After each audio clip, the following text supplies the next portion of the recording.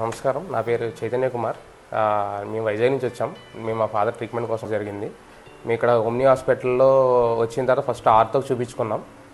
ఆర్తో చూపించుకున్న తర్వాత ఆర్తో సార్ ప్రణీత్ రెడ్డి గారు ట్రీట్మెంట్ చేశారు.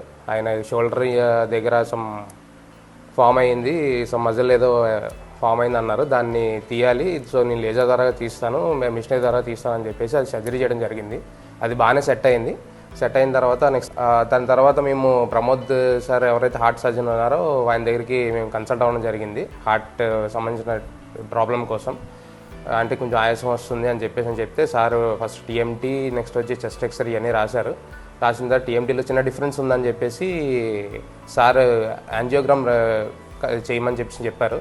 సో యాంజియోగ్రామ్ చేయించిన తర్వాత మాకు బెస్ట్ రిజల్ట్ చూపించారు ఈ హాస్పిటల్లో. మాకు ఈ హాస్పిటల్లో సర్వీస్ అన్నా ఏదైనా చాలా బాగా జరిగింది.